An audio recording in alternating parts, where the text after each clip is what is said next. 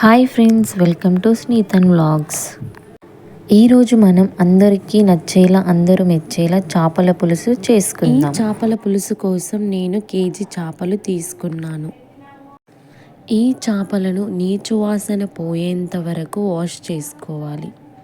చేపల నీచు వాసన పోవాలంటే ఉప్పు, పసుపు, నిమ్మకాయ వేసుకొని 2-3 టైమ్స్ ఎక్కువగా వాష్ చేసుకోవాలి. చేపలు క్లీన్గా వాష్ చేసుకుంటేనే కర్రీ బాగా కుదురుతుంది, లేదంటే నీచు వాసన వస్తుంది. ఈ వాష్ చేసుకున్న చేపలలో ఒక అరచెక్క నిమ్మరసం వేసుకోండి. అలాగే 1 స్పూన్ కారం వేసుకోండి. ఈ కారం అండ్ నిమ్మరసం చేపలకు బాగా పట్టేలా కలుపుకోవాలి. ఇలా చేయడం వలన ముక్క గట్టిగా ఉంటుంది అండ్ టేస్ట్ కూడా చాలా బాగుంటుంది. నెక్స్ట్ ఈ చేపల పులుసు కోసం ఒక 50 గ్రాముల వరకు చింతపండు తీసుకోండి.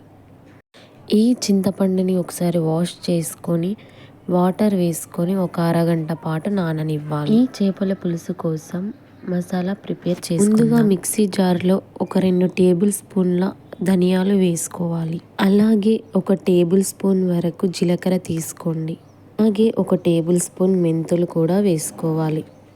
దీనిని ఫైన్గా పౌడర్ చేసుకోవాలి. తర్వాత అదే మిక్సీ జార్లో ఒక పెద్ద సైజ్ టమాటో ముక్కలు వేసుకొని ఒక పెద్ద సైజ్ ఉల్లిపాయ ముక్కలు కూడా వేసుకొని పేస్ట్ చేసుకోవాలి. ఇప్పుడు స్టవ్ మీద కడాయి పెట్టుకొని హీట్ అయ్యాక ఒక 4 టేబుల్ స్పూన్ల వరకు ఆయిల్ వేసుకోవాలి.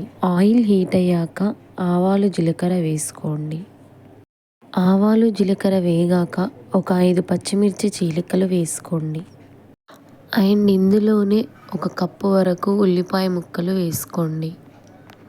పచ్చిమిర్చి, ఉల్లిపాయలు గోల్డెన్ బ్రౌన్ వచ్చేంత వరకు వేయించుకోవాలి. పచ్చిమిర్చి, ఉల్లిపాయలు వేగాక ఒక 2 టేబుల్ స్పూన్ల దాకా అల్లం వెల్లుల్లి పేస్ట్ వేసుకోవాలి. ఇలాంటి నాన్ వెజ్ కర్రీస్కి అల్లం కొద్దిగా ఎక్కువే వేసుకోవాలి. అల్లం పచ్చివాసన పోయేంత వరకు వేయించుకోవాలి. అల్లం పచ్చివాసన పోయాక 1 స్పూన్ పసుపు వేసుకోవాలి. తరువాత మనం ముందుగా గ్రైండ్ చేసి పెట్టుకున్న టమాటో, ఉల్లిపాయ పేస్ట్ని కూడా వేసుకోవాలి. ఈ పేస్ట్ పచ్చివాసన పోయేంత వరకు ఆయిల్లో బాగా ఫ్రై చేసుకోవాలి. ఇలా ఆయిల్ పైకి తేలేంత వరకు ఈ పేస్ట్ని బాగా వేయించుకోవాలి. తరువాత ఇందులోకి ఒక 4 స్పూన్ల వరకు కారం వేసుకోవాలి. ఈ చేపల పులుసులోకి కారం కొద్దిగా ఎక్కువే వేసుకోవాలి. కారం కొద్దిగా ఆయిల్లో ఫ్రై చేసుకోవాలి. తరువాత ఇందులోకి మనం తీసి పెట్టుకున్న చింతపండు రసాన్ని కూడా వేసుకుందాం. ఈ చింతపండు రసం ఆ గ్రేవీకి బాగా కలిసేలా కలుపుకోవాలి. ఇలా ఉండలుగా ఉండకుండా చింతపండు బాగా కలిసేలా కలుపుకోవాలి. ఇప్పుడు కన్సిస్టెన్సీకి తగ్గట్టుగా వాటర్ వేసుకోవాలి. ఇప్పుడు ఇందులో మనం ప్రిపేర్ చేసి పెట్టుకున్న మసాలా వేసుకోవాలి. ఈ మసాలా సూప్లో కలిసేలాగా బాగా కలుపుకోవాలి. ఇప్పుడు గ్యాస్ని మీడియం ఫ్లేమ్లో ఉంచుకొని మూత పెట్టుకొని ఒక 15 నిమిషాల వరకు వదిలేయాలి. 15 నిమిషాల తర్వాత సూప్ ఇలా బాయిల్ అవుతుంది. ఇప్పుడు మనం మ్యారినేట్ చేసి పెట్టుకున్న ఫిష్ పీసెస్ని ఇందులో వేసుకుందాం. ఇలా వేసుకోవడం వలన పీస్ అనేది విరగకుండా ఉంటుంది. పీసెస్ అన్నీ వేసుకున్నాక తగినంత ఉప్పు కూడా వేసుకోవాలి. ఉప్పు సూప్లో కలిసేలాగా కలుపుకోవాలి.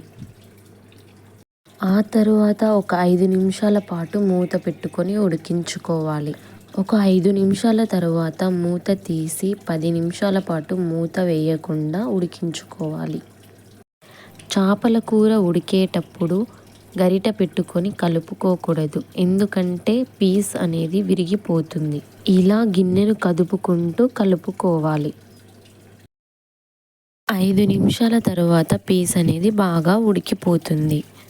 తరువాత ఒక గుప్పెడు కొత్తిమీర కూడా వేసుకోవాలి. కొత్తిమీర వేసుకున్నాక ఒక 2-3 నిమిషాలు స్టవ్ మీద ఉంచి స్టవ్ ఆఫ్ చేసుకోవాలి. అంతేనండి, ఎంతో రుచికరమైన చేపల పులుసు రెడీ. ఈ చేపల పులుసు రైస్లోకైనా రోటీస్లోకైనా చాలా బాగుంటుంది. ఇలాంటి మంచి మంచి రెసిపీస్ కోసం మన ఛానల్ని సబ్స్క్రైబ్ చేసుకోండి.